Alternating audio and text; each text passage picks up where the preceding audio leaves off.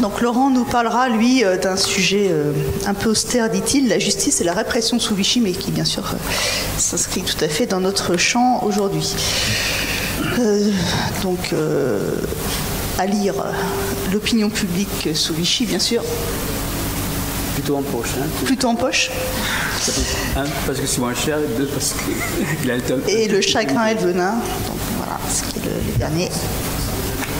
Les Français des années noires, oui. Oui, les Français des années troubles.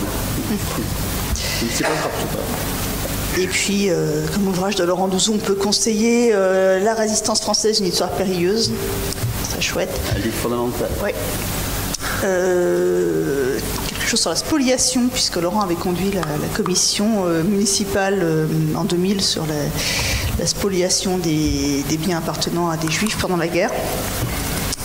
Et puis, voilà.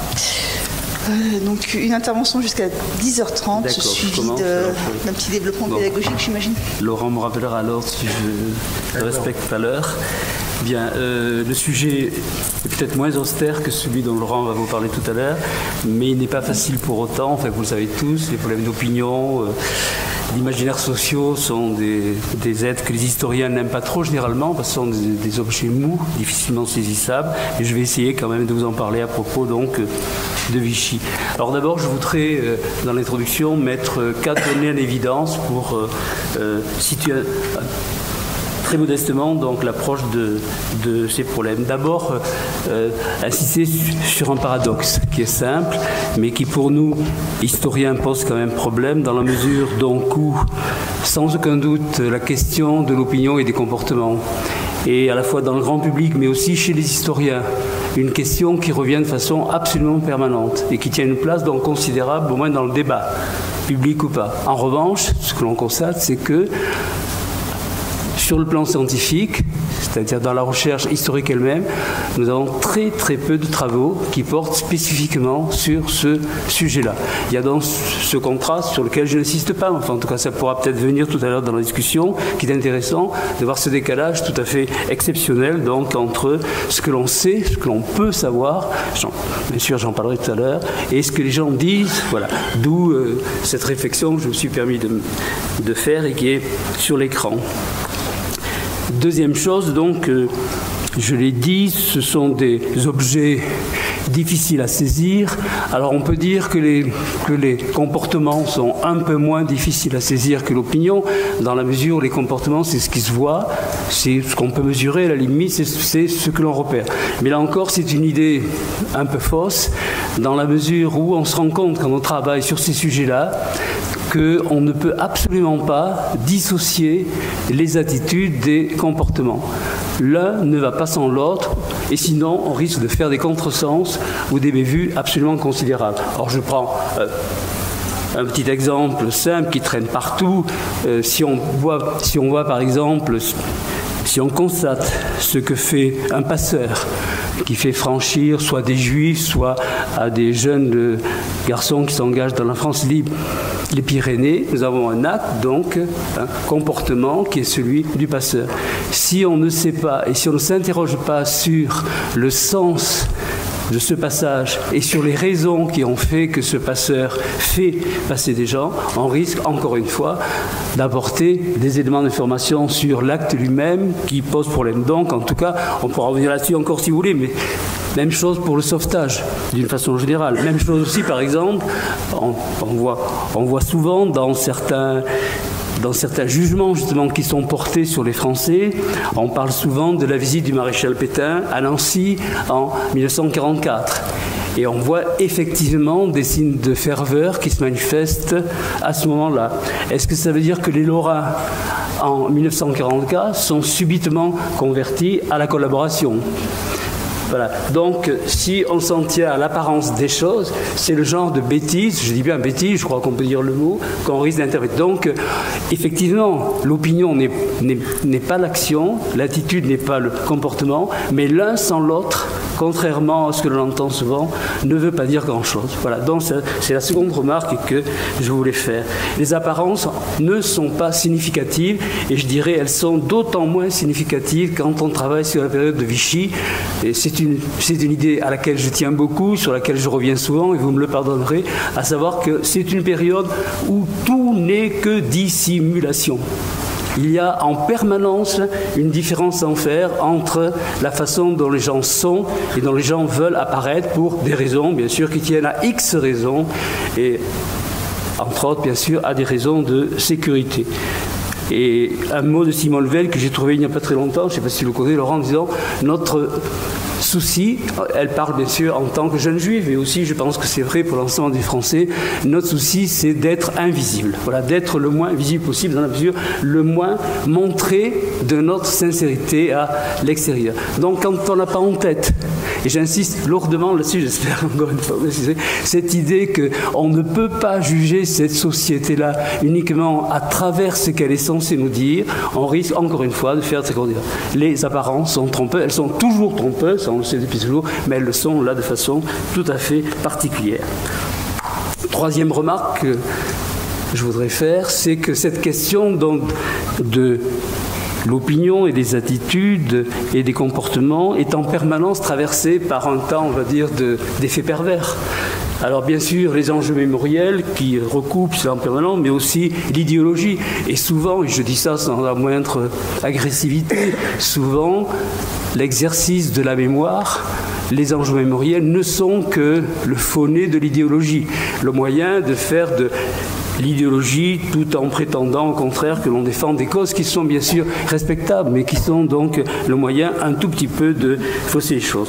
Donc, les jugements aussi, jugements à l'emporte-pièce, j'y reviendrai. Ce qui veut dire, et ça sera la quatrième et dernière remarque pour cette introduction, ce qui veut dire qu'en fait, travailler sur ces questions-là implique d'avoir une certaine vision de l'histoire. Alors, je ne dis absolument pas que la vision de l'histoire que je vous propose, que j'essaie de faire mienne, mais bien sûr, elle ne se situe absolument pas dans une hiérarchie selon laquelle moi je pense bien l'histoire et les autres sont des idiots qui la pensent mal. Pas du tout. Hein. Il y a X façons de faire de l'histoire. Il y en a, je sais pas, des centaines et des centaines. Toutes sont bonnes. Mais ce que je veux dire simplement, et comme nous sommes enregistrés, donc je le précise pour qu'il n'y ait pas d'ambiguïté, parce que j'ai une pratique avec l'âge maintenant un tout petit peu suspicieuse sur ce que l'on fait dire aux gens. Donc je ne dis pas qu'il faut penser l'histoire comme ça.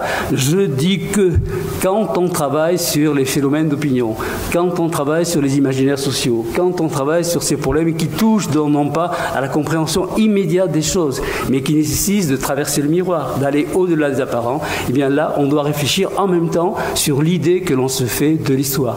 Et on ne peut pas, selon moi, encore une fois, et avec beaucoup de modestie, on ne peut pas donc détacher l'idée selon laquelle l'histoire est un savoir critique et une critique du savoir.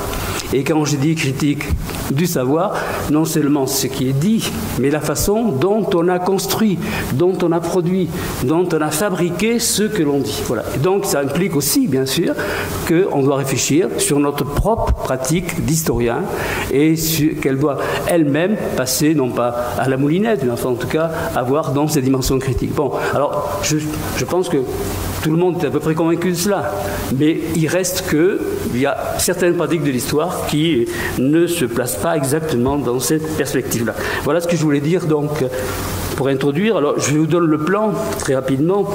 Donc je vais d'abord, dans une première partie, il y a 3 parties comme d'habitude, bien sûr, ou presque. Les 2 premières parties, j'irai très vite parce que ce sont des choses, je pense, que vous devez largement connaître et j'essaierai de passer un peu plus de temps sur la 3e partie. Dans la première partie, donc quelques préalables, encore une fois, pour essayer de situer le sujet, pour éviter les ambiguïtés. Dans une seconde partie, on essaiera de faire un état des lieux et surtout de voir ce que l'histoire peut, à l'heure actuelle, dans l'état actuel de la recherche, dire sur ces sujets-là, et c'est très modeste, vous le verrez, enfin en tout cas, on ne peut pas croire systématiquement à une démission d'histoire, ça serait absolument catastrophique. Il y a des choses à dire là-dessus, là-dessus et qui relève à peu près de la certitude. Enfin, étant entendu que le mot certitude pour les historiens, bien entendu, il faut toujours l'utiliser avec beaucoup de précaution. Et enfin, une troisième partie sur laquelle je voudrais essayer de mettre l'accent, j'espère que j'aurai le temps, c'est-à-dire tenter de décrypter ces problèmes-là. Qu'est-ce que ça veut dire? Quel est le sens qu'on peut apporter donc à notre connaissance sur ces problèmes? Quels sont les problèmes que pose la compréhension donc des phénomènes d'opinion et des comportements? Alors je passe donc à la première partie, quelques préalables. Là encore, je n'insisterai pas. Alors, je ne reviens pas parce que je suis persuadé que vous êtes fatigué d'entendre ça depuis plusieurs années maintenant. Et Laurent vous en a certainement parlé à l'occasion. Donc, vous savez tous, bien sûr, faire différencier les problèmes que pose la compréhension de l'histoire par rapport à la mémoire. Alors, il ne s'agit absolument pas d'entrer dans un conflit quelconque. Il n'y a pas de conflit entre l'histoire et la mémoire. Il y a une complémentarité, mais une complémentarité qui, bien sûr, précise qu'en fait, les deux modes d'accès au passé, que sont à la fois l'histoire et la mémoire, ne sont pas de même nature. Ils sont complémentaires, ils ne sont pas de même nature. Bon, pour le reste, je pense que on vous en a déjà très très longuement parlé. Je rappelle encore une fois, là aussi c'est un lieu commun maintenant, il faut toujours le rappeler, mais c'est très important quand on travaille justement sur les phénomènes dont je parle ce matin, c'est que bien sûr il ne s'agit absolument pas, nous n'avons aucun droit, vraiment aucun droit, aucune légitimité à juger quoi que ce soit. Or quand on parle comportement, quand on parle opinion, immédiatement ou presque, et même des gens enfin, qui ne sont pas suspects de quoi que ce soit, ajoutent un jugement et souvent d'ordre moral, le bien et le mal. Ils ont bien fait, ils sont du bon côté de la ligne, etc. Donc ça, c'est vraiment un risque. À titre personnel comme citoyen, vous avez bien sûr parfaitement le droit, et je pense que c'est le cas, d'avoir votre opinion sur l'opinion des autres. Mais en tout cas, comme historien, notre rôle, vous le savez, bien sûr, c'est d'expliquer et de comprendre. Le mot comprendre, là encore, il ne faut pas qu'il y ait d'ambiguïté. Comprendre, ça veut dire s'attacher à saisir le sens des choses. Ce n'est pas uniquement expliquer les causes qui font que, les conséquences, etc. Ça, il faut le faire, bien sûr. Mais c'est surtout saisir le sens des choses et le sens de ce qui s'est produit, le sens de l'événement, le sens donc de ce qu'il a pu représenter pour ceux qui l'ont vécu. Et bien encore une fois, et j'y reviens toujours, n'est pas évident. Et c'est à nous justement de le faire surgir, de le mettre en évidence. Bon, ça donc c'est la première chose. Deuxième chose, on constate. Et là, je vais prendre un exemple qui provoque des fois la fureur d'un certain nombre de mes chers collègues, mais tant pis, je le fais encore. On voit que sur les comportements, on a X exemples.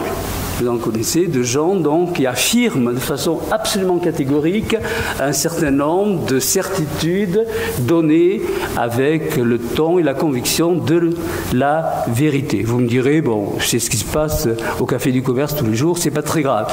Là où ça devient un peu plus préoccupant, c'est quand les gens qui prononcent ce type de jugement possèdent même un statut social, symbolique, mémoriel, et en plus, dans le cas d'Alain Cordier, puisque c'est de lui, j'ai mis son nom, pour ça très clair, hein, bien sûr, donc ont une couverture médiatique, comme on dit, enfin en tout cas, une audience médiatique exceptionnelle.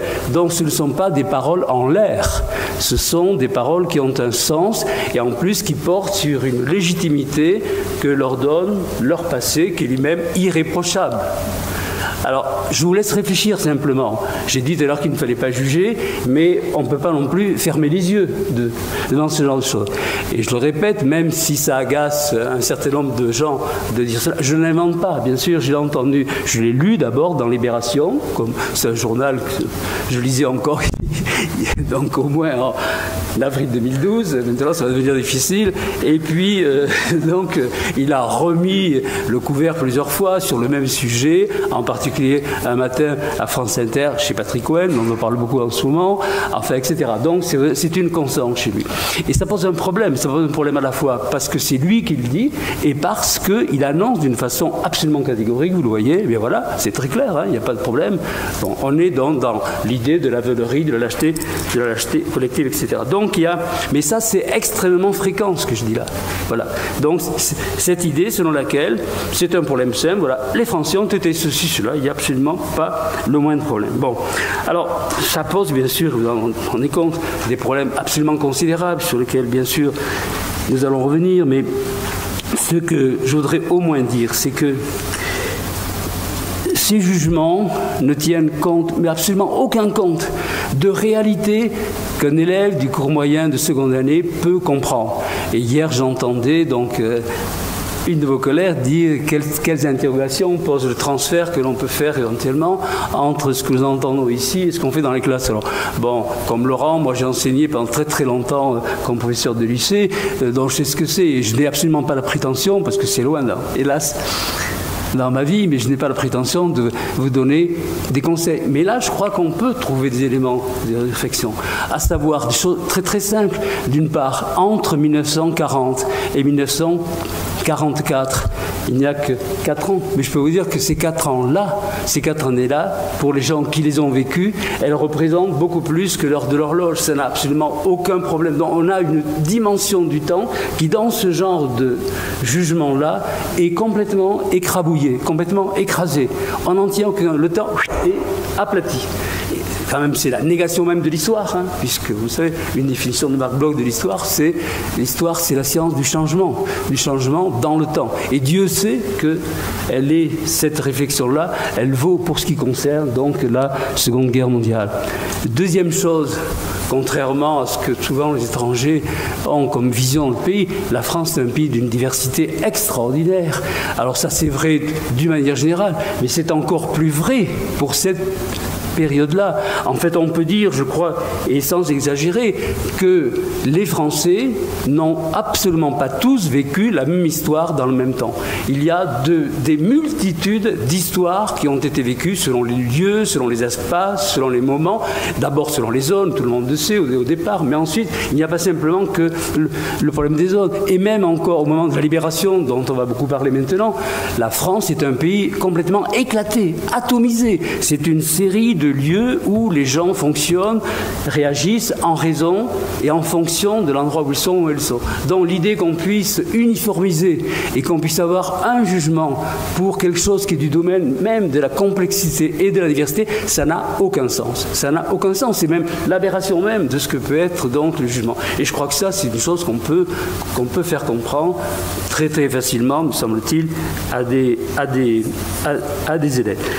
Autre remarque dans les préalables, c'est que pour comprendre cette période, il faut accepter, et encore une fois, avec modestie, mais en même temps avec la volonté d'avancer dans la compréhension, il faut accepter de ne pas raisonner exclusivement en fonction des catégories d'analyse qui sont généralement les nôtres en tant qu'historiens. Et en particulier, l'influence considérable, et encore une fois, il n'y a aucun jugement de valeur dans ce que j'ai dit en ce moment, mais l'influence considérable de l'histoire politique. De l'histoire politique qui a toujours tendance, et c'est normal, c'est la base même. Alors, Laurent Seine a l'IEP, je sente là encore une attaque sournoise, mais enfin c'est vrai quand même que le raisonnement, de toute façon c'est pas son cas, le raisonnement donc consistant à trouver des causes qui enchaînent des conséquences, etc. Vous connaissez tout ça. Bon, alors c'est vrai, ça fait partie de l'histoire, bon, elle a bien sûr, là encore une fois, sa légitimité, mais là elle montre ses limites. Elle montre ses limites parce qu'on se trouve face à des phénomènes, alors je vais employer un mot qui n'a pas très bonne réputation à l'histoire, mais j'emploie quand même pour vous aider à comprendre. On entre parfois dans ce qui relève de l'irrationnel, et même, je dirais même, de l'incohérence. Quand on réfléchit sur la manière dont certains comportements se sont manifestés, on n'y voit pas la trace d'une logique quelconque au sens de la logique raisonnable.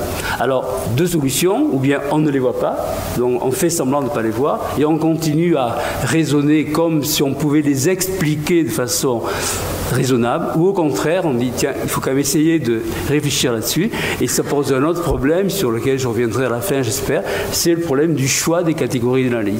Donc, quand on travaille sur ces phénomènes-là, il faut accepter de sortir un tout petit peu des cadres de pensée. Enfin, dernier préalable, c'est le poids des temporalités. J'ai fait référence tout à l'heure et j'insiste là-dessus. On ne peut, mais alors là, je suis absolument catégorique. Bon, c'est rare qu'on puisse être catégorique en histoire, mais là, je crois qu'on peut l'être. On ne peut rien comprendre, vraiment rien comprendre au comportement, à l'attitude en général des Français. Prenez le mot attitude, je ne vais pas répéter chaque fois attitude et comportement, tout le monde a bien compris, c'était à la fois l'opinion et l'action et l'interaction de l'une et l'autre. Donc on ne peut rien comprendre aux attitudes des Français si on n'accepte pas de replonger un tout petit peu dans le passé. Et en particulier, je voudrais signaler deux choses. Bon, la première, alors peut-être, je n'insiste pas trop, parce que comme j'ai beaucoup travaillé là-dessus, je ne veux pas avoir l'air de me faire de la pub, mais enfin, il y a en France à la fin des années 30, et c'est intéressant, parce que ce qui se passe dans notre pays à l'heure actuelle peut être, je crois, un élément de réflexion. Il y a, bon, ce que j'ai appelé, même si c'est un mot qui a pris ensuite une très mauvaise réputation, donc une crise d'identité nationale. À la fin des années 30, il y a une crise d'identité nationale. C'est-à-dire que les gens ne peuvent pas répondre de façon simple à une question simple. Qu'est-ce que ça veut dire qu'être français, donc en 1937, 1931, voilà, bon, je vous renvoie à ce qui a été écrit là-dessus. Deuxième chose, encore beaucoup plus importante, et elle qui a un effet immédiat, je dis bien immédiat, et irréversible sur les comportements, c'est le choc, le traumatisme inimaginable de l'effondrement de juin 1940.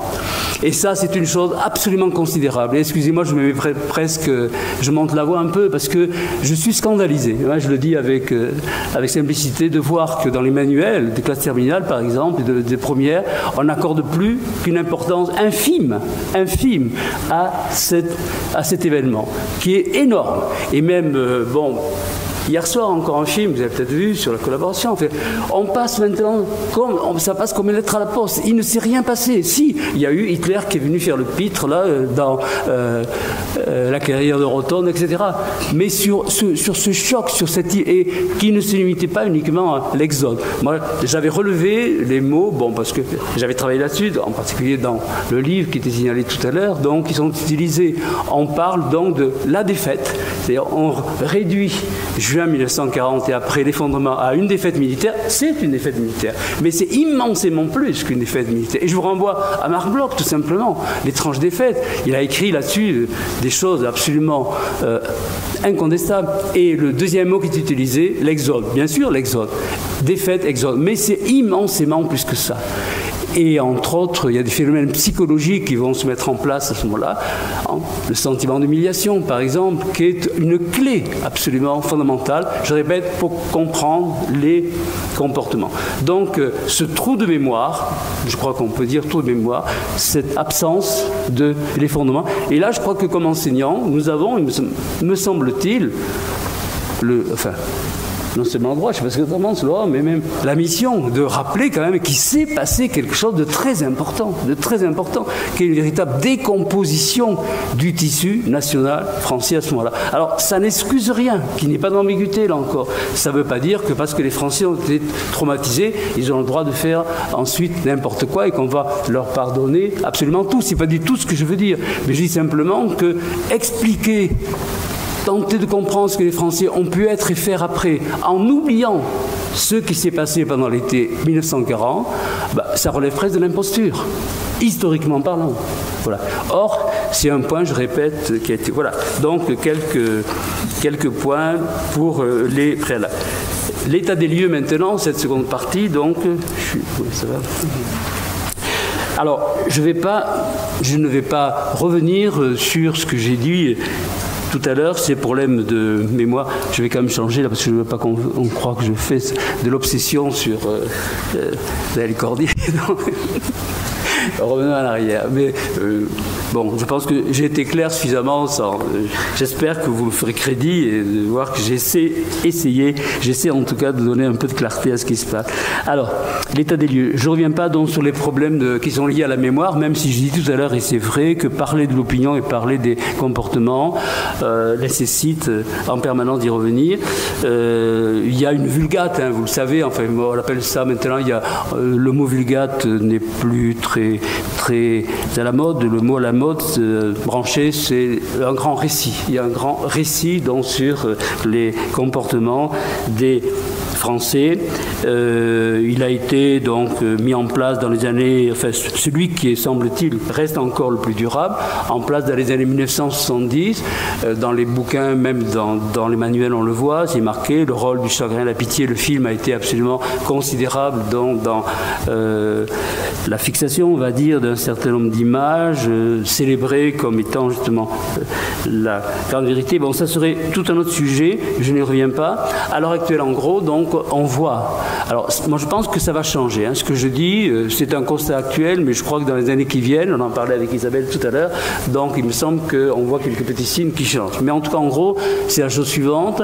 C'est une vision ternaire de ce que la France a été, de ce que plutôt dont les Français ont été, avec toutes les réserves que j'ai pu faire tout à l'heure, et qui dit qu'en gros, il y a deux petites minorités, chacune donc de part et d'autre, qui sont opposées, bien entendu.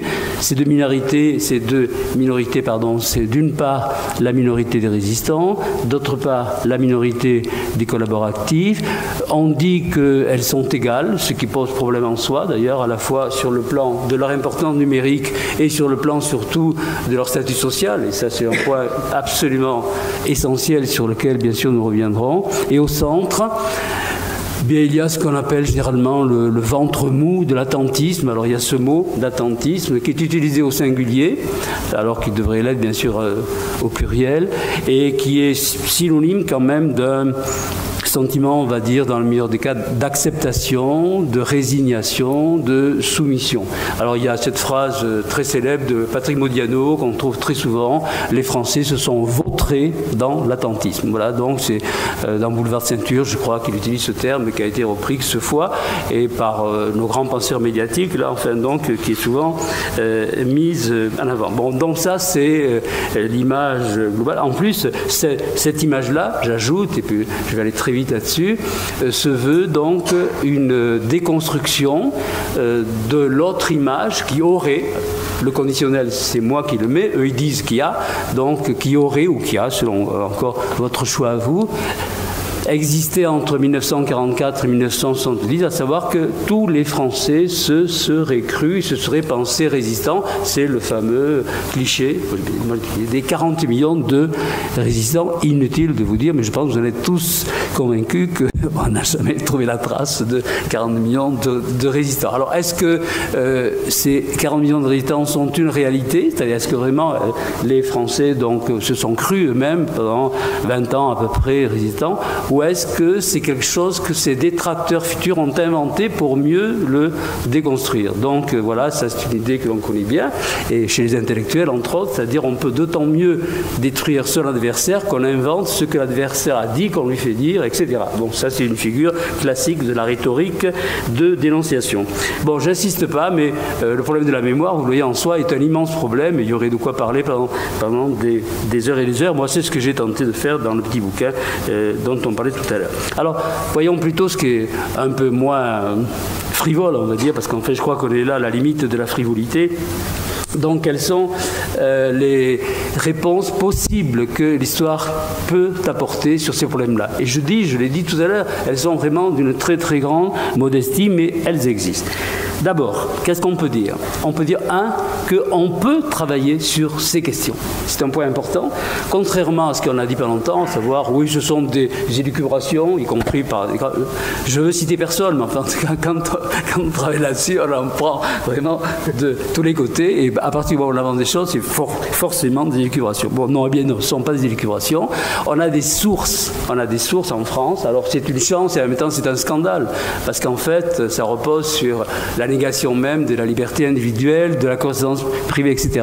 Parmi ces sources sur lesquelles on peut travailler, il y en a une que vous connaissez maintenant à peu près tous, hein, elle est considérable, mais vraiment considérable. C'est ce qu'on appelle le contrôle technique, c'est-à-dire en fait, sous Vichy, donc, et pratiquement dès la fin de 1940, début 1941, le contrôle absolu, systématique de toutes les correspondances privées. De toutes les correspondances privées, mais non seulement les lettres, mais les télégrammes, les conversations téléphoniques, enfin tout ce qui est communication. Or, contrairement à ce qui se passe aujourd'hui, on écrit énormément en ce moment-là. Alors, je ne veux pas dire qu'on écrit tout ce qu'on pense, hein, encore une fois. Ça renvoie à ce que j'ai dit tout à l'heure sur cette idée du travestissement qui est vraiment une constante structurelle presque de l'époque. En tout cas, voilà. Donc, on lit ces lettres, les gens ne savent pas. Alors, d'après ce que moi j'ai pu observer, je crois qu'ils ne le savent pas jusqu'en 1942-1943. À partir de 1943, déjà on peut considérer que ces sources effectivement deviennent un peu suspectes dans la mesure où certains postiers qui voient des choses bizarres commencent à le dire et donc la rumeur se répand. Mais jusqu'en 1943, les lettres sont ouvertes et des millions de lettres, hein, des millions de lettres. Hein, ce n'est pas uniquement des...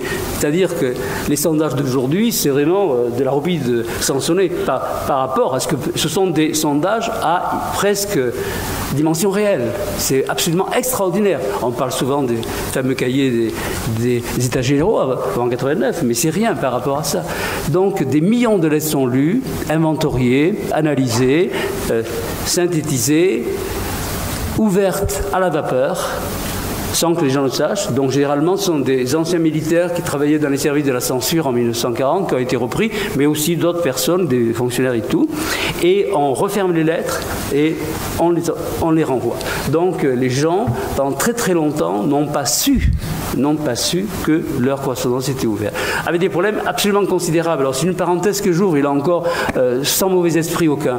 Mais un des gros problèmes, et Laurent Joulet aurait pu vous en parler peut-être dire, je ne sais pas ce qu'il en pense, mais en tout cas un des grands problèmes, c'est celui de la dénonciation en France. Hein. On entend très très souvent la dénonciation, le sport favori des Français pendant la guerre, etc. Bon, le film, le Corbeau, image vraie ou fausse de la France de l'époque, mais ça va très loin. Et encore une fois, je prends des précautions. Alors je ne sais pas si on le gardera dans l'enregistrement, mais je le dis quand même. Je regardais un soir à la télévision, comme le fait peut-être La Grande Librairie, je ne sais pas si vous connaissez cette émission, et donc Bunel recevait un immense personnage, Elie Wiesel, qui était là, donc voilà.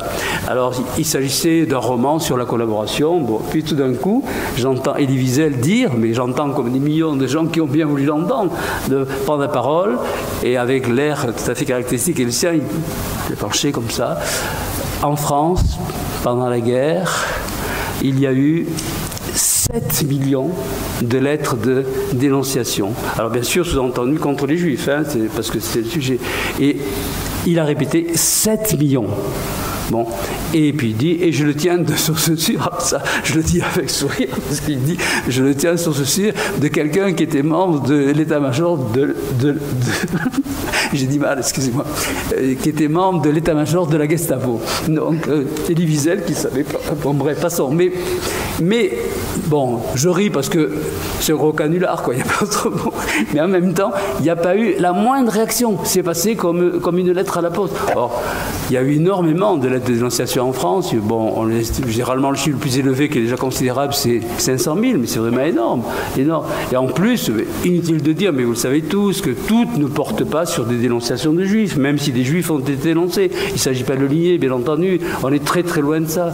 Donc, mais c'est l'idée, encore une fois, vous le voyez que, bon, on dit un peu n'importe quoi sur ces problèmes-là, et je pense qu'il faut garder l'esprit qui dit, j'espère que vous me pardonnerez ce petit moment de... Tu aurais dû me donner un coup de pied sur la table. J'avais demandé à Laurent de me prévenir chaque fois que je risquais de déraper un peu. Bon, il n'a pas tenu parole. Bref, enfin, allez, prenez ça avec le sourire comme je suis en train de faire. Alors donc, on sait à peu près, on peut savoir à peu près ce qui s'est passé, ce qui, encore une fois, pose quand même les fameux problèmes dont j'ai parlé tout à l'heure, ceux de l'interprétation. Alors bien sûr, des situations multiples, c'est-à-dire il est absolument impossible, le français moyen n'existe pas, la France moyenne n'existe pas, c'est une imbécilité pour l'époque. Il y a une telle diversité, multiplicité, complexité de situations qu'on ne peut absolument pas réduire à quelque jugement que ce soit de façon simple. Bon, ça, je crois que c'est une idée simple, mais quand il faut vraiment retenir parce qu'elle est absolument... Ensuite, on remarque quoi? On remarque des pesanteurs constantes qui relèvent parfois de phénomènes psychologique. Alors ces pesanteurs, je les résume et vous allez voir, ce sont des choses que vous connaissez et que vous dites déjà, j'en suis sûr. D'une part, bien sûr, le poids considérable du quotidien, dans le sens où les problèmes matériels, ravitaillement, vêtements, enfin, etc., etc. Bon, ça c'est constant, ça traverse absolument toute la guerre. Et ce n'est pas rien, ça n'explique rien de fondamental, mais ça pèse tout le temps et bien sûr, ça, disons-le, ça paralyse un tout petit peu la disponibilité des gens. Deuxième pesanteur, c'est celle, je l'ai dit tout à l'heure, de l'humiliation.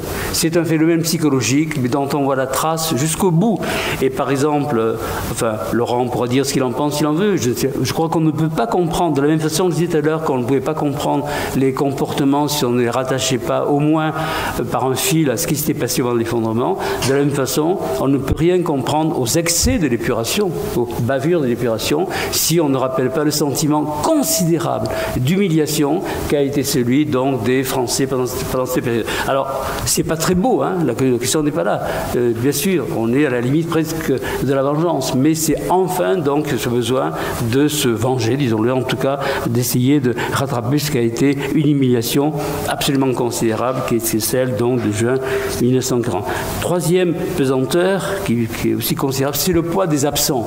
On les oublie, cela, souvent. Les absents sont absents de notre pensée. Et je fais bien sûr référence aux prisonniers de guerre qui sont parmi les grands oubliés quand même de la mémoire. Hein.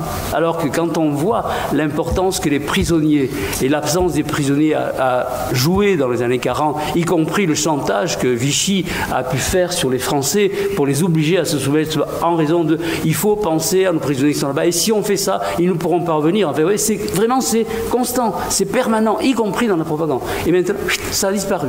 Ça a disparu complètement de nos manières d'interpréter cette période. Donc, cette pesanteur-là, voilà. Alors ça, enfin, une autre pesanteur qui est considérable psychologique, c'est la peur. Il faut le dire, c'est la peur. Les peurs et qui vont traverser toute la guerre. Alors je sais, et là on voit les limites du quantitatif. Alors, des historiens allemands, et souvent avec beaucoup d'honnêteté, par exemple, essaient de voir ce qu'a pu être effectivement l'impact de l'occupation en France. Et alors, ils prennent des critères quantitatifs, et je pense à Peter Lieb, entre autres, que, je ne sais pas si vous connaissez ce nom, à savoir en gros, donc, bien sûr, la grande idée, vous la connaissez, je crois qu'elle est juste, c'est savoir que le sort de la France à l'ouest de l'Europe, donc, a été extraordinairement privilégié, si on le compare, bien sûr, au sort de la Pologne, au sort de l'ancienne Yougoslavie, etc., etc. Personne ne peut nier ça. Et donc, comment essayer d'évaluer dans ce qu'a pu être cette violence de la répression? Et généralement, on s'en tient donc au nombre d'événements de répression et aux critères quantitatifs, c'est-à-dire au-delà, par exemple, de 20 morts ou de 30 morts, on considère que... Alors, quand on travaille justement sur les phénomènes d'opinion, on se rend compte que ces critères-là n'ont strictement aucun sens. Non pas qu'ils soient faux, mais ils passent à côté d'une réalité, c'est-à-dire que, alors pour des questions qui tiennent là encore à des antériorités de temps, à l'image de la Première Guerre mondiale et parfois même à l'image des casques à pointe de 1870, à savoir une certaine image, c'est vrai, de l'Allemagne, bon, fausse peut-être, mais en tout cas qui était dans les têtes, à savoir une germanophobie, disons-le, fondée sur le fait que les Allemands, coupent des bras, enfin, vous avez tout ça, donc des choses qui ont été... Et donc, qui joue un rôle considérable, si bien que la représentation, et le terme là je crois s'impose, la représentation de la peur n'a pas grand-chose à voir avec la quantification possible de la peur fondée sur des éléments prétendument objectifs qui traduiraient cette peur. Les Français vivent pendant très longtemps dans la terreur, il faut le dire. Alors pas tous les Français, bien sûr, mais ils ont une image de l'Allemagne. Le hasard fait, l'autre jour, je lisais Louis Guillou, je ne sais pas si vous connaissez, c'est un romancier breton, donc, et je lisais ses mémoires pour un autre travail, et Louis Guillou, qui ne prend pas parti d'ailleurs, c'est vrai, mais qui sans arrêt recueille des multitudes de petites anecdotes qui marquent le quotidien, etc. Et par exemple, il raconte que le seul fait de croiser un soldat allemand sur un trottoir de Saint-Brieuc, eh bien, si on ne descend pas du trottoir immédiatement avant que le soldat arrive, donc ensuite c'est la peur, et il raconte quelqu'un qui a refusé de descendre, qui immédiatement a été collé contre un mur avec menacés d'un fusil, etc. Alors, fantasme ou réalité, peut-être qu'il y a sûrement une exagération, bien sûr, du rôle des Allemands, même si on sait qu'ils n'ont pas toujours été tendres, hein, c'est le moins qu'ils vont puisse dire, surtout à partir de 1942-43. Mais il reste que la dimension et la présence de la peur, elle est constante, et s'ajoute à ces peurs-là, peur donc de l'occupant, s'ajoute aussi ensuite la peur des bombardements, la peur des représailles, etc. Donc, la peur traverse toute cette période et elle est un des éléments qu'il faut prendre en compte. Bon, il faut que j'accélère un peu. Ensuite, deuxième constante que l'on peut trouver dans les recherches, c'est la présence d'hostilités permanentes, qui ne bougent pas, qui sont, on ne peut pas dire structurelles, quand on parle de 4 ans d'histoire, le mot structure est complètement inadéquat, enfin en tout cas, qui sont constantes. Alors d'une part, hostilité à l'occupation. Bon, il faut être très clair là-dessus. Jamais la majorité des Français n'ont accepté l'occupation. Alors il y a bien sûr des gens qui ont été heureux de leurs Allemands, qui les ont admirés, qui les ont aimés, etc. Bien sûr, hier soir dans le film, on leur donnait une importance absolument impossible. Il ne faut pas que l'arbre cache la forêt. Quand enfin, bon, ce n'est pas parce que des jeunes femmes, pour des raisons qui leur sont tout à fait acceptables, selon elles en tout cas, ont choisi d'aimer des soldats allemands, ça ne veut pas dire que tous les Français se sont immédiatement précipités dans les bras des Allemands pour les embrasser. Enfin bon, voilà. Donc, alors, d'une manière générale, et là-dessus, toutes les études que l'on peut faire, je pense que tu ne me démentiras pas, bon, donc montre qu'il y a une hostilité foncière à l'occupation, hostilité foncière à l'occupation, hostilité foncière à la collaboration. Et là, et ça c'est très important, et elle se manifeste dès l'automne 1940. Dès l'automne 1940. Montoire a été un premier choc.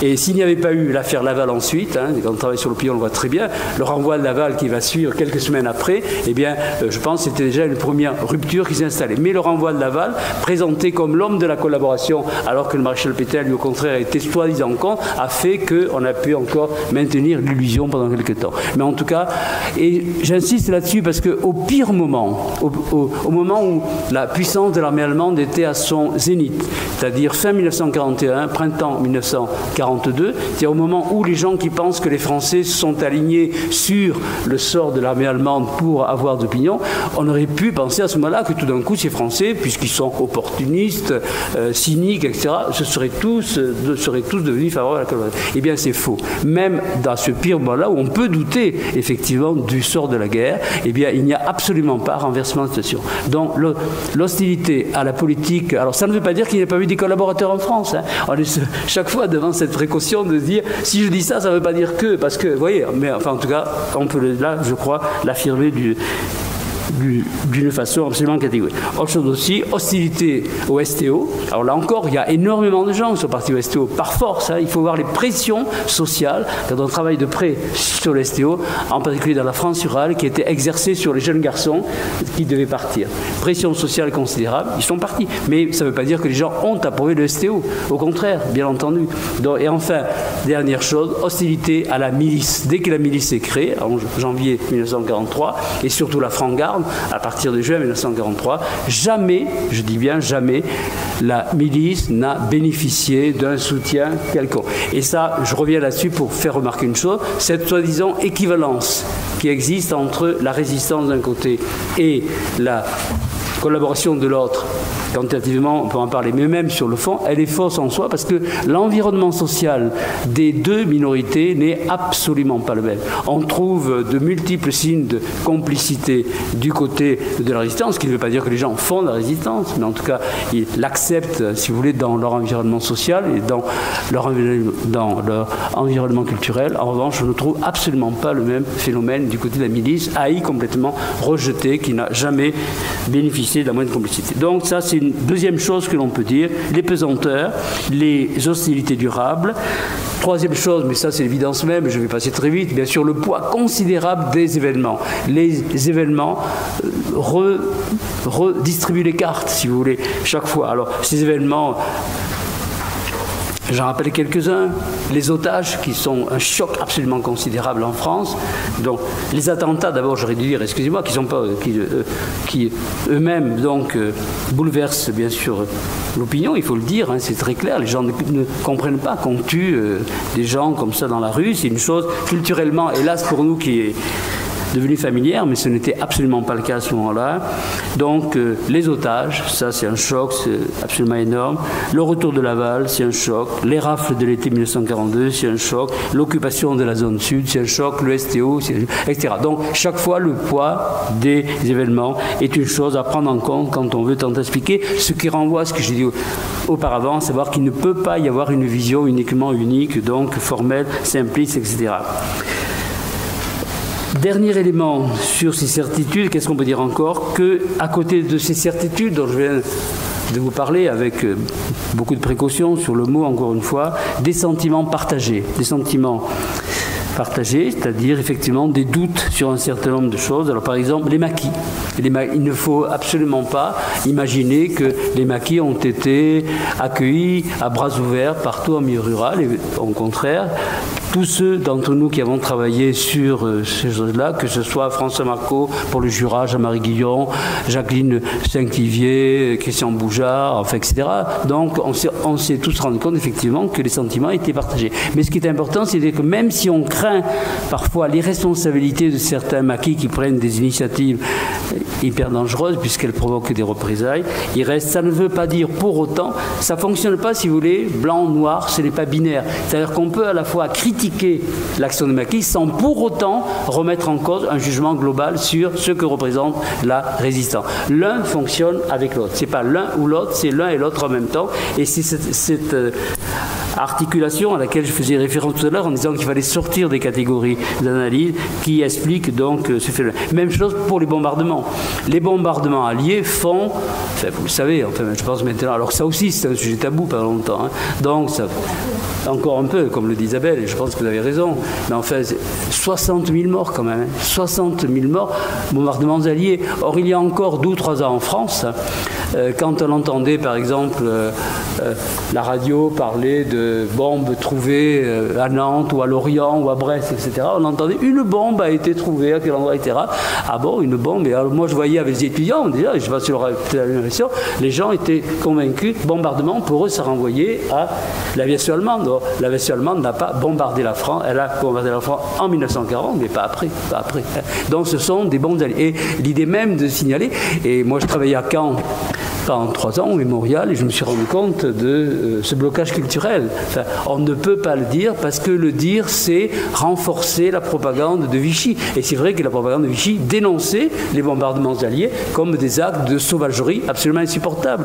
Et il faut rappeler, par exemple, que la fameuse visite du maréchal Pétain à Paris le 26 avril 1944, dont on parle beaucoup, et ça fait partie des choses, si on avait le temps, dont on pourrait parler nous aussi, le problème du sens, là encore, entre la présence et le sens. Mais Pétain vient apparaître à ce moment-là. Pourquoi faire? Pour célébrer les obsèques des victimes considérables d'un immense bombardement allié qui vient d'avoir lieu sur la région parisienne, où en principe on devait détruire les usines Renault, et puis il y a eu quelques erreurs, c'est loin que l'on puisse dire, et ça a été un vrai massacre, puisque les bombes sont tombées à Sèvres, sont tombées dans le 18e arrondissement, etc., etc. Donc, et Pétain vient dans ce climat-là. On retombe donc sur les émotions dont je parlais tout à l'heure. Vous voyez, il me semble que faire de l'histoire, c'est ça, c'est pas uniquement isoler l'événement et lui donner tout d'un coup un sens, n'importe quel sens, mais tenter de montrer que s'il a ce sens-là, c'est peut-être aussi parce qu'il s'est passé un certain nombre de choses qui peuvent l'expliquer. Bon, voilà. Donc, ce qu'on peut dire, ces sentiments partagés qui renvoient donc à des modes de fonctionnement singuliers. J'en arrive à la 3e partie, il me reste combien de temps? Un quart d'heure à peu près, c'est ça? Très bien. Alors, c'est la partie donc, j'ose pas dire la plus intéressante, mais en tout cas celle qui, je pense, mérite qu'on essaie de s'y arrêter un peu. Alors, il faut essayer de décrypter donc le sens que l'on peut donner à tous ces événements. Et moi, je voudrais insister auprès de vous sur 4 points. D'une part, il me semble que faire de l'histoire, c'est, vous le savez, donc faire la généalogie. Hein. C'est le mot qui est à la mode depuis Foucault, mais je crois qu'il est très... Et reconstruire donc les principales étapes des choses. Donc comprendre ce que l'on dit aujourd'hui sur les comportements, d'où cela vient-il. Deuxième point, je voudrais avec vous revenir sur la question des mots, l'importance des mots, du vocabulaire. Troisième chose, sur ce que j'appelle les marqueurs. C'est-à-dire, qu'est-ce qui nous permet de juger, d'analyser les comportements, de prononcer sur eux un certain nombre d'opinions. Et enfin, dernier point, les catégories d'analyse, mais comme j'en ai dit déjà pas mal de choses, j'irai très vite là-dessus. Alors d'abord, travail de décryptage fondé sur la généalogie. D'où viennent donc les jugements les plus fréquents, en particulier ceux qui renvoient à la veulerie, à la lâcheté, à la soumission, à l'acceptation. D'où viennent-ils ?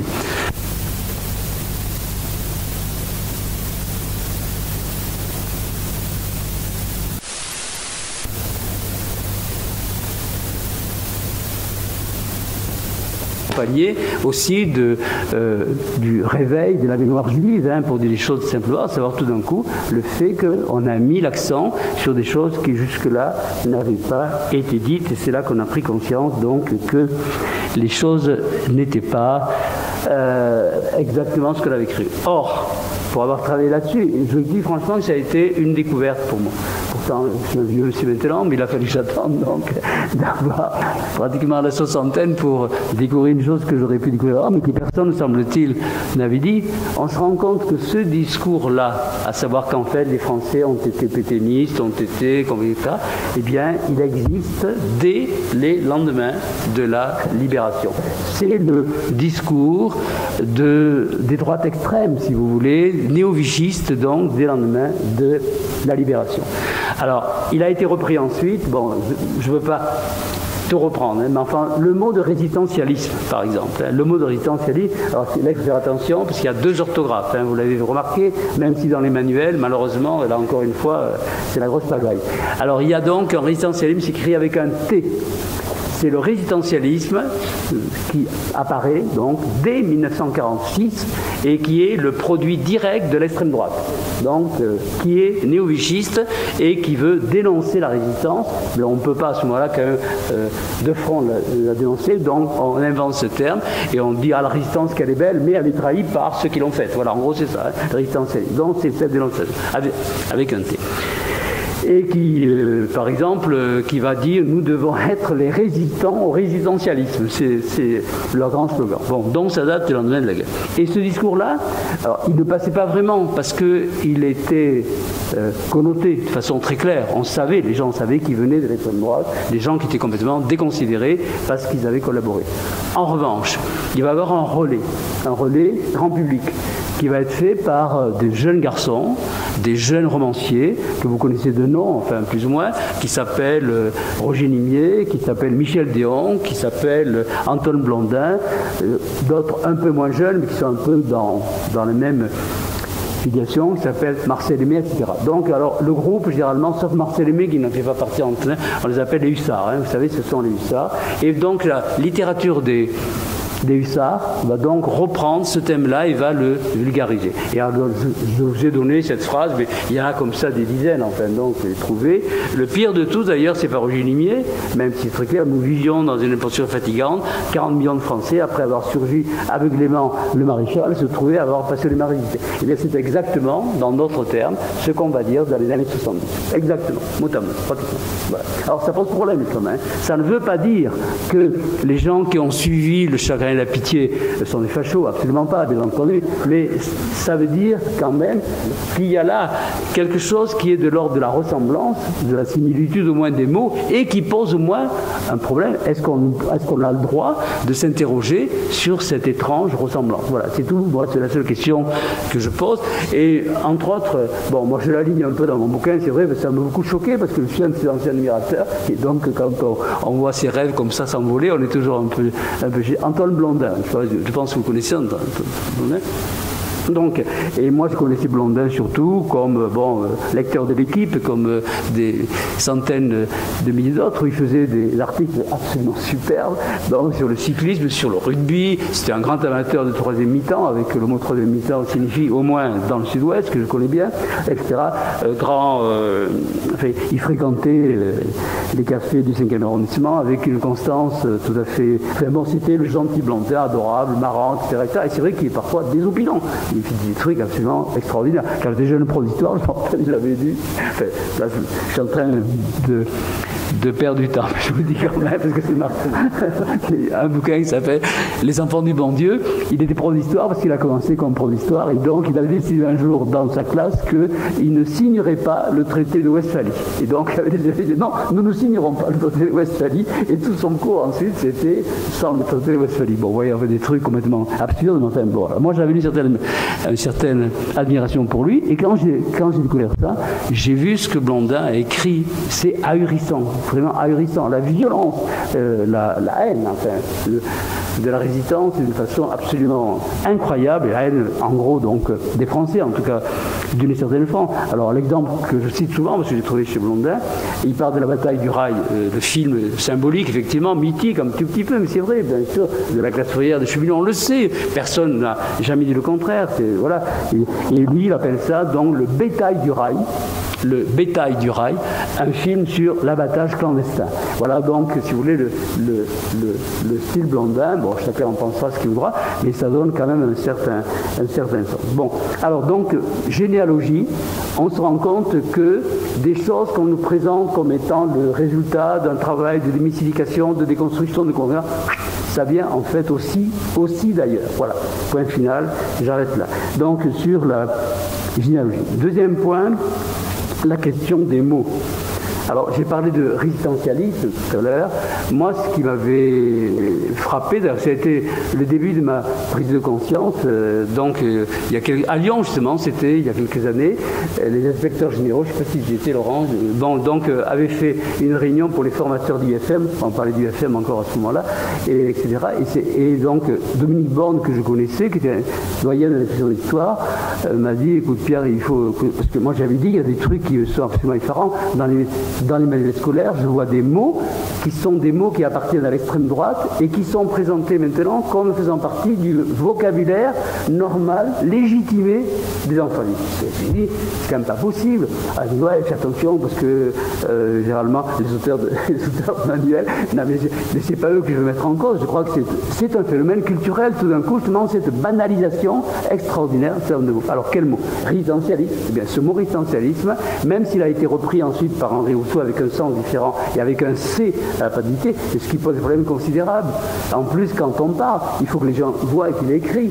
Alors quand ils entendent résistentialiste, enfin bon, le mot de résistentialiste, c'est un problème en soi. Le mot de mythe résistentialiste, alors ça, je peux vous dire que c'est typique du vocabulaire de l'extrême droite à cette époque-là. C'est-à-dire, la résistance est une invention, c'est une fable, elle n'a jamais existé, c'est un mythe, le mythe résistentialiste. Donc, le mot guerre civile en France, la libération, ça vient directement, là encore une fois, de l'extrême droite, avec l'idée, la résistance a créé la guerre civile en France. Alors c'est faux, enfin, c'est faux. Il y a une guerre, bien sûr, franco-française, on est bien d'accord, il y a des affrontements, mais au contraire, moi je soutiens l'idée, mais là, c'est vrai, on est dans le domaine des révélations, que c'est peut-être au contraire la résistance qui a évité la guerre civile en France. Et il me semble que la guerre civile, quand les cours martiaux de la milice s'installent en janvier 1944, et quand on voit, enfin bon, passons, il me semble là-dessus, on peut très largement en discuter. Épuration sauvage. Alors ça, ce terme qui était j'ai vu qu'il avait disparu maintenant, hein, dans Manuel, ouf, petite victoire, donc au moins celui-là a disparu. Pendant très longtemps, l'épuration était sauvage. Alors je disais tout à l'heure à Laurent, une chose que, par exemple, ça vaut le coup d'y réfléchir quand même, dans les termes qu'on utilise. On voit très souvent, donc, épuration sauvage pour la libération. Donc, de la part, bien sûr, des bavures de la résistance, qui sont indéniables, personne ne les nie. En revanche, on dit radicalisation de la répression de Vichy. Alors, radicalisation d'un côté, quand c'est Vichy, sauvage quand il s'agit de la résistance. Alors moi je propose de dire le contraire, radicalisation sauvage de la part de Vichy, et puis épuration, non, enfin je plaisante, mais vous voyez à quel point inconsciemment on peut se faire porteur d'une certaine vision des choses sans avoir conscience du sens que portent les mots que l'on véhicule soi-même. Et je pense que, quand je disais tout à l'heure, le rôle de l'histoire, c'est aussi d'avoir un savoir critique sur notre propre discours, sur la manière, et ce que je dis pour vous, je le dis pour moi, hein, parce que moi aussi j'ai enseigné ça pendant des années, et en toute inconscience, en tout cas sans avoir conscience du fait que j'étais, bon alors moi je crois, ça vaut au moins le coup, me semble-t-il, de réfléchir là-dessus. Donc le problème des mots, c'est un problème très important. Troisième point, 10 minutes encore. Troisième point, donc, ce que j'appelle la question des marqueurs. Alors, pour moi, c'est une question qui est la clé presque de la compréhension donc, des comportements.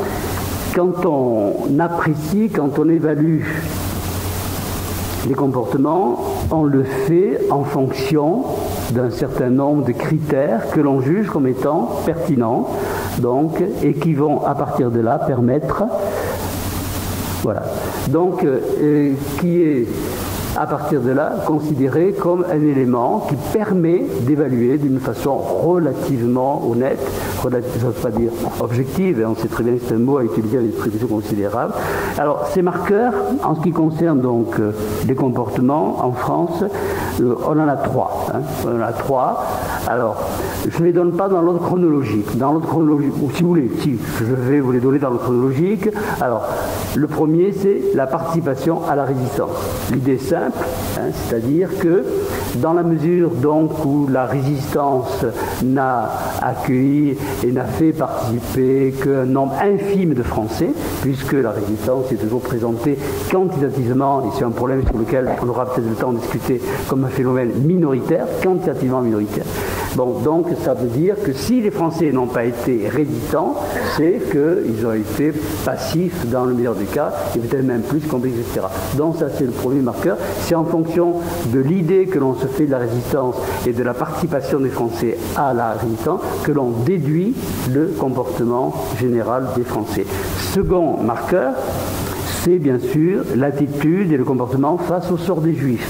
C'est en fonction donc de l'idée que l'on se fait de ce qu'a été la participation des Français au sauvetage. Mais le mot sauvetage même il y a après en fait. C'est un mot qui n'est pas en fait. Disons simplement, en gros, l'indifférence toujours mise en avant des Français au sort des Juifs est un second critère donc encore une fois qui permet d'aller plutôt dans le sens encore une fois de l'acceptation. Et enfin, troisième critère mais qui est moins fort, il faut le reconnaître, c'est le critère de la ferveur manifesté à l'égard du vieux maréchal, avec pour exemple mise en avant donc celui de la participation aux grandes manifestations populaires et au voyage du maréchal lui-même jusqu'en 1944. Je faisais référence à celui de Nancy tout à l'heure, qui pose problème en soi vu le contexte historique. Alors, je vais commencer donc par qu'est-ce qu'on peut dire sur le problème des comportements à l'égard des Juifs. Alors, je résume, c'est un sujet ultra complexe, vous le connaissez.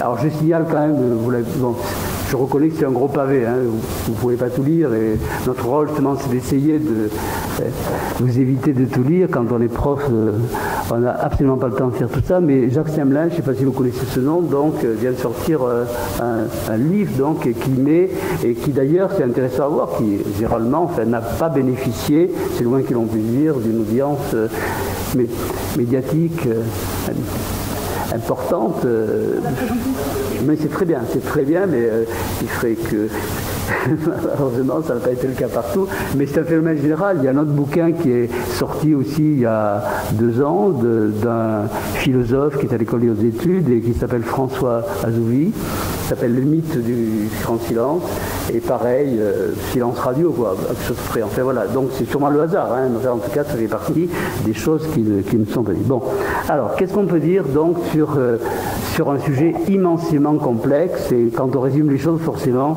on les simplifie.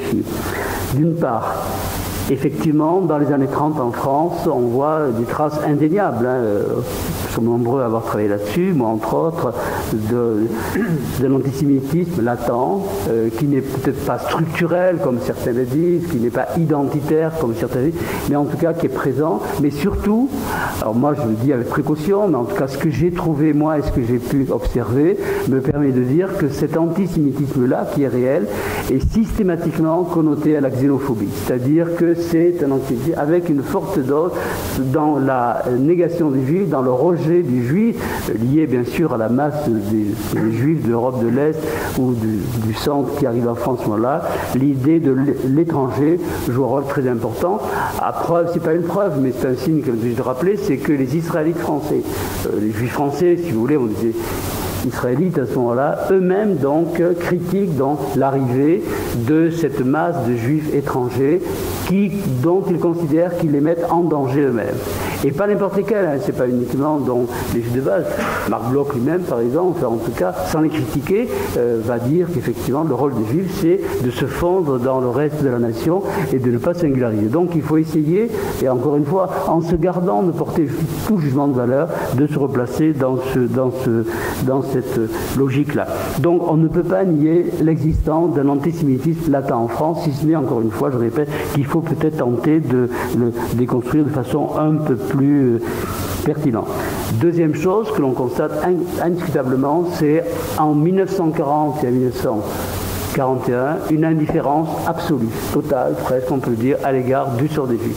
Et le statut des Juifs, le premier statut des Juifs, d'octobre 1940, sort dans l'indifférence générale. J'ajoute quand même, et ce n'est pas une excuse, j'ajoute que Vichy, à ce moment-là, ne fait aucune publicité sur le premier statut.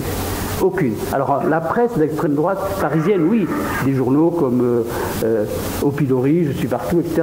Mais en revanche, Vichy lui-même, et par exemple dans le discours du maréchal Pétain, pas une seule fois on ne trouve le mot juif. Pas une seule fois. Et pour l'avoir dit une fois dans une assemblée, je me suis fait drôlement accrocher. Mais c'est vrai. Et encore une fois, c'est pas chercher une excuse, c'est pour dire que les choses sont peut-être un peu moins simples qu'on le dit généralement. Voilà. Mais en tout cas, l'indifférence jusqu'en 1941, elle est réelle. Alors, quel sens peut-on lui donner? Et c'est là déjà qu'on voit une divergence d'interprétation. Vous avez des historiens comme Paxton, Marès, par exemple, etc., bon, avec leurs bouquins, qui, eux, voilà la preuve de l'existence d'un antisémitisme français. Donc, c'est parce que les Français sont antisémites qu'ils sont indifférents au sort des Juifs à ce moment-là. Bon, seconde interprétation possible, qui n'est pas d'ailleurs contradictoire avec la première, c'est de dire que, sans nier cette indifférence, elle peut aussi, encore une fois, s'expliquer et non pas se justifier, je prends beaucoup de précautions, elle peut s'expliquer par le fait que les préoccupations, si vous voulez, le problème juif, je mets des guillemets, un problème juif bien entendu, le problème juif n'est pas central dans la préoccupation, c'est vrai, de l'opinion française. Voilà. Il est un des problèmes, et peut-être qu'il vient très très loin dans la liste. Mais le problème numéro 1, et je renvoie à ce que je vous ai dit tout à l'heure sur l'effondrement de juin 1940, c'est les conséquences de la défaite et de l'effondrement de la France. Ce sont les réfugiés, ce sont les prisonniers de guerre, c'est les problèmes de réalité humaine, etc. Donc il y a toute une hiérarchie de préoccupations, et le sort des Juifs, les gens en sont bien sûr conscients, mais il est un des sorts des persécutés ou des traqués ou des malmenés ou des poursuivis parmi d'autres, c'est-à-dire les francs-maçons, les communistes, les anciens membres du Front populaire, etc., etc. On est dans un climat général de répression, et c'est vrai, il n'y a pas à ce moment-là une distinction clair du sort particulier qui est lié à cela. C'est absolument certain. Alors, j'insiste bien, ce n'est pas une excuse, elle n'excuse en rien cette indifférence, elle est réelle, sauf quelques exceptions, mais en tout cas, on peut peut-être... Alors, il y a deux formes d'explication. Selon votre sentiment, vous direz, ce n'est que la preuve de l'antisémitisme français, dans la suite de Pax, ou au contraire, peut-être qu'on peut trouver éventuellement d'autres explications. Bon. Ensuite, 1942, alors là, en revanche, et on revient, vous voyez, sur le point du temps, alors là, c'est la grande émotion, c'est les rafles. Ça commence avec, bien sûr, l'étoile jaune dans la zone nord, et ensuite, ce sont les rafles. Et avec un phénomène très très important, quand même, c'est pour la première fois une parole publique, donc pour la première fois, j'entends, une parole publique qui se manifeste, c'est celle de certains évêques, le premier d'entre eux, dont c'est Monseigneur Saliège, l'archevêque de Toulouse, avec un texte absolument remarquable, d'une grande simplicité, un autre texte encore plus beau que celui de Saliège, moins connu, celui de Monseigneur Théas, évêque de Montauban, c'était Toulouse, pareil, c'est un terme magnifique. Alors, il faut savoir que ces textes qui pouvaient... Alors moi je le dis souvent, c'est une chose qu'on dit rarement, ils auraient pu, excusez-moi, je vais être vulgaire, ils auraient pu faire un bide complet, c'est-à-dire tomber dans l'indifférence générale. Quand ils sont écrits clandestinement en plus, hein, c'est pas du tout dans certaines histoires aujourd'hui on a l'impression qu'ils vont parler. Non, c'est pas du tout comme ça. Il a planqué son truc, il l'a préparé en sous-main, etc. Bon, et ça s'est pas fait, bien sûr. On a fait d'énormes pressions sur lui pour l'empêcher de le dire. Mais quand ce texte sort, il provoque un choc immense, absolument immense. Son retentissement est absolument considérable. Donc ça veut dire quoi? Ça veut dire quand même que même si elle était latente, et on retombe sur le problème de la dissimulation dont je parlais tout à l'heure, même si elle était latente, il y avait une sorte d'attente qui était là. L'attente, hein, attente, latente. C'est-à-dire qu'en fait, les gens, à la limite, sont libérés par cette parole qui sort, et si elle trouve cet écho, ça veut dire qu'elle touche une sensibilité de l'opinion qui était en place, même encore une fois, si elle ne se manifestait pas, parce qu'elle ne pouvait pas se manifester en raison de la peur, de la crainte, etc. Des choses qui ne sont pas très belles, mais aussi qui existent. Donc ce problème de la réponse à une sorte d'attente, ne le négligeons pas parce qu'il est important. Quoi qu'il en soit, c'est une immense émotion, et au-delà de l'émotion, c'est la possibilité d'organiser le sauvetage, parce qu'en fait le vrai départ du sauvetage, c'est cela qui touche à la fois non seulement les organisations donc du côté non juif, mais aussi juives elles-mêmes, etc. Bon, et enfin je rappelle pour finir, ce que vous savez tous, c'est que les 3/4 en gros de la communauté, enfin non pas de la communauté, mais de la population juive en France s'en sont sortis. Bon, alors c'est encore une fois, il ne s'agit pas de mettre ça en avant comme ça excusait tout, mais le seul problème que ça pose, et moi c'est en tant qu'historien, le seul problème que je pose, c'est comment se fait-il que pendant très longtemps, on a gardé le silence là-dessus, et que le seul fait, et là je peux en témoigner comme historien, le seul fait à un certain moment de dire cela était considéré comme la volonté de chercher des excuses, quelque chose qui était absolument inexcusable. Et là encore je porte aucun jugement, je pose la question là, qu'est-ce que veulent dire ce genre d'interprétation de l'histoire? Je parlais du trou de mémoire les fondements tout à l'heure, et par exemple pourquoi encore ce silence aujourd'hui sur le livre de Jacques Semelin? Voilà, donc ces questions, on ne peut pas ne pas se les poser, ou alors on peut bien sûr faire semblant. Bon, deuxième marqueur, j'ai fini là, il faut que j'arrête, c'est bien sûr la résistance. Donc avec l'idée, je le répète, que la non-participation à la résistance est la preuve, par l'absurde on pourrait dire, en tout cas par déduction, je ne sais pas trop comment dire, du fait que les Français ont été en gros des gens plutôt soumis, lâches, et parfois encore ce sont des mots qui sont beaucoup plus violents. Vous avez vu tout à l'heure celui de Daniel Cordier là-dessus. Alors, ça repose sur quoi? Et là je suis obligé d'aller très vite, excusez-moi. Ça repose sur une certaine vision de la résistance elle-même. Et c'est ça le problème de fond, c'est-à-dire qu'en fait, c'est en fonction de l'idée que l'on va se faire de la résistance que l'on va déduire un certain nombre de critères qui permettent de juger des comportements collectifs dans leur ensemble. Et à partir du moment où on a une vision de la résistance, par exemple dans le dernier livre qui vient de sortir sur l'histoire de la résistance, celui de Olivier Viorca est porteur, à savoir une vision politico-militaire de la résistance, réduite, selon moi, réduite, je vais diviser, donc à une vision organisationnelle. C'est ça, organisationnelle de la résistance. Or, est-ce que la résistance est simplement cela, c'est-à-dire est-ce que c'est uniquement donc des gens qui s'engagent dans des organisations structurées que l'on peut compter, évidemment, ou est-ce que c'est aussi autre chose, hein? Voilà. Donc ça c'est un immense problème qu'on ne va pas résoudre ce matin. Je pense que Laurent d'ailleurs serait beaucoup mieux habilité que moi pour en parler, mais c'est un problème réel. Donc, et c'est la question de fond qui compte.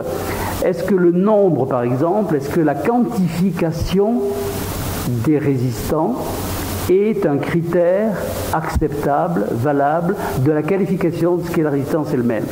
Et une question simple que moi je pose toujours, est-ce qu'on peut compter des gens dont on n'a pas pris la précaution au préalable de dire qui ils sont? On dit les résistants donc sont minoritaires, et c'est vrai, un certain type de résistants, mais est-ce qu'avant il ne faudrait pas prendre la précaution de dire qui est résistant?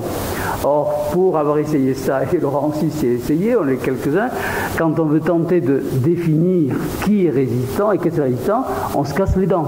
Je peux vous dire que c'est vraiment très compliqué. Donc on est quand même là devant un sérieux problème. Est-ce qu'on peut quantifier quelque chose que l'on n'a pas pris au préalable, la précaution de dire, et en fait on sait très bien le travail sur la résistance, mais je ne veux pas commencer parce que sinon nous y serions encore jusqu'à midi. Donc on est devant une masse extraordinairement plastique qui ne cesse de bouger, et donc le problème est là, comment à la fois prendre conscience d'un noyau dur réel mais qui lui-même bouge, et puis autour une masse absolument considérable de gestes qui, pour un certain nombre d'entre eux, n'ont, je vais dire au moins ça, n'ont absolument aucune signification si on les juge au niveau de l'individu. Mais en revanche, l'addition et la mise en perspective de cette multitude de petits signes donne un sens qui est lié à l'expression collective et qui n'est pas du tout lié à l'expression individuelle. Alors, Hannah Arendt, que vous connaissez tous, bien sûr, a travaillé là-dessus, et elle parle de surcroît de sens. L'expression collective de cette multitude de petits signes, alors moi j'appelle ça, mais là-dessus c'est une discussion, ça n'a absolument pas grand sens que je vous ennuie avec ça, mais enfin il me semble qu'on peut parler de non-consentement, si vous voulez, c'est-à-dire un tas de multitudes de petits signes qui expriment une certaine volonté de dissentiment par rapport à l'ordre qui règne, mais sans pour autant que ces petits signes, je répète, à titre individuel, vus un par un, aient du sens. Mais quand on les voit d'une façon collective, ils prennent un sens autre qui peut être l'expression de quelque chose d'autre, et que moi j'appelle non-consentement. Pychanski parle de résilience, Burin au contraire parlera d'accommodation, mais dans un sens justement qui dit qu'on s'adapte un peu à ce qui est. Alors c'est vrai, moi j'ai tendance au contraire à mettre l'accent sur le fait qu'on est plutôt proche du dissentiment. Mais ce que je veux dire, et c'est simplement ce qu'il faut retenir, c'est qu'en fait c'est la vision donc que l'on se fait, je répète, de ce marqueur qu'est la résistance, qui va déterminer la conclusion que l'on peut en tirer sur les comportement. Si j'avais le temps, j'aurais pu vous parler du problème aussi du légendaire. Voilà. Alors, dernier point, c'est le problème des catégories d'analyse. Bon, j'en ai déjà un tout petit peu parlé, vous avez tous compris. Je pense qu'en fait, pour traiter de ces problèmes-là, on ne peut pas se contenter de les aborder à travers donc les éléments qu'apporte l'histoire politique au sens large du terme, qu'il faut tenter d'aller ailleurs, et ça va loin. Enfin, moi je le fais de façon provocante des fois, mais par exemple le silence qui est considéré généralement comme la preuve même de la complicité, de l'acceptation. Et bien quand on gratte un peu et quand on essaie de réfléchir sur le sens du silence, on se rend compte que dans de très nombreuses situations, il prend un sens qui n'a strictement rien à voir avec celui de la complicité. Alors ça peut aller bien sûr au plan complètement individuel. Moi je cite souvent, parce que je trouve qu'elle est très très belle, ce passage de Lettre à un otage d'Antoine de Saint-Exupéry qui est aux États-Unis, qui est un ami de Léon Werth, c'est un nom qui vous dit quelque chose sûrement, et Léon Werth qui a écrit d'ailleurs un livre absolument magnifique, enfin qui sont ses propres mémoires, et dans lequel il parle dans la période, et Antoine de Saint-Exupéry dit: je pense à l'ami, je sais qu'il est malade, qu'il est seul, il est juif, etc., mais je sais que les paysans de son village le protègent. Voilà. Donc c'est grâce au silence effectivement, et quand on travaille sur les zones de refuge pour le sauvetage des Juifs, on se rend compte, alors que très souvent, effectivement, dans l'historiographie, on va dire juive, le silence est systématiquement considéré comme la preuve et la manifestation même scandaleuse de la complicité. En même temps, moi je le dis, et on est toujours obligé de le rappeler, mais c'est grâce à ce silence que énormément des Juifs ont pu être sauvés. Énormément. Alors vous voyez, un mot, alors c'est à la limite, bien sûr, de la provocation, je suis d'accord, mais c'est pour montrer à quel point il faut être d'une prudence extrême et d'avoir la volonté de ne pas s'en tenir aux apparences des choses. Quand on travaille sur ce genre de problème, il faut tenter de les dépasser pour voir que la signification qu'elles ont pu avoir dans le contexte de la période est tout à fait différent des significations qu'on peut lui apporter. Voilà, j'en arrive à la conclusion. pour dire des choses, encore une fois, simples, mais qu'on peut rappeler, je pense que là aussi, devant vos élèves, c'est une chose qu'on peut dire. D'abord, moi, j'insiste énormément sur, je l'ai dit, j'ai parlé de la dissimulation tout à l'heure, j'insiste énormément sur l'étrangeté de cette période. On est donc, il y a bien sûr moins d'un siècle, enfin, nous sépare maintenant à peine environ 70 ans. Bon, on peut croire donc à une familiarité du temps, d'autant qu'on a encore des grands-parents qui peuvent nous apporter un certain nombre d'éléments. Or, pourtant, ce qu'il faut comprendre, c'est que les codes culturels avec les gens, avec lesquels les gens fonctionnent à ce moment-là, eh bien, sont mais immensément différents des codes culturels avec lesquels nous vivons, nous, bien sûr. Mais le fait qu'ils vivent, ça c'est très banal. Le problème, c'est que quand on tente de comprendre ces périodes et d'y réfléchir, c'est avec les codes d'aujourd'hui, inconsciemment, qu'on essaie de comprendre ce qui s'est passé. Et là, il y a un malentendu vraiment extraordinairement profond, et je crois que, il me semble que, comme enseignant, là, on doit faire cet effort-là. Et entre autres, donc, le rôle, bien sûr, joué par le futur. On intègre, et les gens eux-mêmes, dans leur mémoire, aussi sincère soit-elle, intègrent des éléments d'un futur, connu, mais qui ne l'était absolument pas, des gens qui avaient fait. Non seulement il ne l'était pas, mais il était même souvent inconcevable. Enfin, moi, une chose simple qu'il me semble que vous pouvez dire, mais vous le dites sûrement, c'est que, par exemple, en juin ou en juillet 1940, quand les gens se situent par rapport au maréchal Pétain, et sans excuser encore une fois quoi que ce soit, le Pétain qui est celui par rapport auquel ils vont se situer, ce n'est pas le Pétain de Montoire, ce n'est pas le Pétain ensuite bien sûr de la collaboration, ce n'est pas le Pétain de la milice, on ne sait pas ce qu'est Auschwitz, etc. Donc ce sont des choses simples, qui sont élémentaires, mais qui sont fondamentales, parce que si on les oublie, on force complètement notre type d'approche. Vous voyez, donc ce problème des catégories d'analyse, il est absolument fondamental, et je crois que c'est la chose sur laquelle donc on peut réfléchir. Bon, il y en a d'autres, il y a tout le problème de l'appréciation de ce que j'ai appelé le non-consentement tout à l'heure. Bon, mais ça, nous sommes là dans des domaines qui relèvent peut-être autant de... Alors, j'avais mis ça aussi parce que souvent, il y a beaucoup de... je vous donne ça c'est à titre d'information, beaucoup de bêtises, donc, qui sont dites sur l'épuration. Alors, ce sont les chiffres les plus récents, je ne dis pas qu'ils sont absolus, mais en gros, ce sont des chiffres qui donnent une idée réelle, donc, de ce qui s'est passé. Et si je l'ai dit simplement, c'est pour montrer, là encore, le problème de la mémoire. On sait qu'à l'heure actuelle, il y a eu ce que les néo-vichistes appellent l'épuration sauvage. Bon, moi je dis plutôt exécution extrajudiciaire. C'est pas pour essayer de camoufler des choses qui sont inacceptables, mais c'est encore une fois pour ne pas se faire complice d'un vocabulaire qui est idéologiquement connoté. Donc, savoir que cette mémoire vichiste, au lendemain de la guerre, parlait de 100 000 morts. 100 000 morts. Voilà. Donc, ça vous donne une idée, si vous voulez, du sens qu'il faut donner à ce discours-là. Bon, 20 000 femmes tondues, ce qui n'est pas rien. Donc, voilà. Bon. Voilà, et le reste, ça c'est pour vous si ça vous intéresse. Voilà, j'ai fini, je vous remercie de votre attention. J'ai malheureusement